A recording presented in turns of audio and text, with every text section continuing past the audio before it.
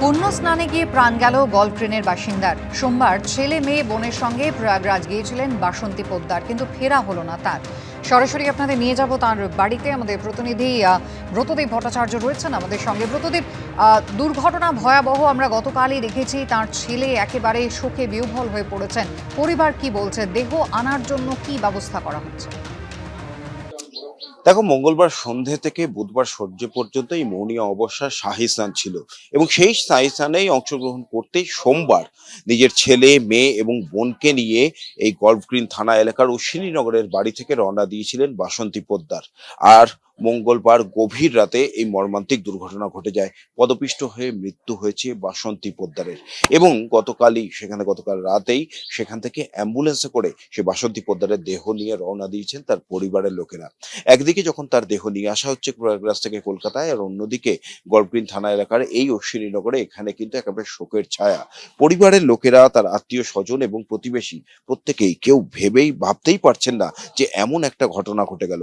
সোমবার বাড়ি থেকে বেরিয়েছিলেন বাসন্তী দেবী তার ছেলে মেয়ে এবং বোনকে নিয়ে, এবং তারপর মঙ্গলবার গভীর রাতেই এই দুর্ঘটনা। আপনারা কখন জানতে পারলেন যে এরকম ঘটনা ঘটেছে? এটা কালকে 3টের সময় জেনেছি, বেলা 3টের সময় কি শুনলেন? শুনেন উনি মারা গেছেন। উনি আগেও গেছেন কুম্ভে নাকি এই প্রথম? না, এই প্রথম গেছে, আগে যান। সত্যিকারে ভাবা যায়নি এরকম ভাবে হয়েছে। কিভাবে গেল আমরা নিশ্চয়ই আশ্চর্য ব্যাপার হয়ে গেছে, সত্যিকার শুনে অবাক হয়ে গেছে, আমরা থতমত খেয়ে গেছি। প্রতিবেশীরা যারা রয়েছেন তাদের সঙ্গে একটু কথা বলবো। কখন শুনলেন আপনারা এবং কি বলবেন এর মধ্যে? এই একটার সময় আমি এবিপিতে ওর ছেলেকে দেখতে পাই, দিদির ছেলেকে দেখতে পাই যে কিছু বলছেন এবং বলছেন যে আমাদের চোখের সামনে হয়ে গেল, শুধু এইটুকু শুনতে পেরেছি। সঙ্গে সঙ্গে সঙ্গে তারপরে আমি ফোন করি বলাইকে, মানে এই সুরজিৎকে। ও ফোন করার পরে আমাকে শুধু বলছেন যে মা আর নেই, মা এখানে পদবৃষ্টি হয়ে মারা গেছেন। তা আমি বললাম তখন যে কিভাবে হলো, কয় সেটা আমি এসে বলবো। যে আমি তোমরা কারা কারা?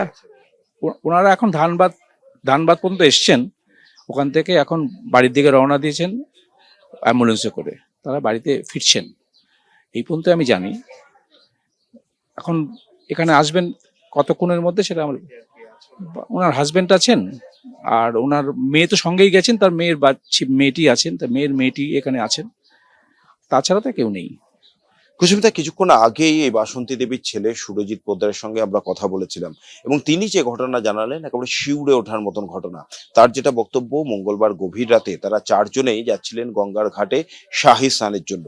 সেই সময় আচমকা একটি ভিড় হুড়মুড়িয়ে চলে আসে ঘাটের দিকে এবং তার স্পষ্ট অভিযোগ, সেই ভিড় সামাল দেওয়ার মতন কিংবা শাহী স্নানের জন্য যে পরিমাণ পুলিশ থাকার কথা সেখানে কোনো পুলিশ ছিল না।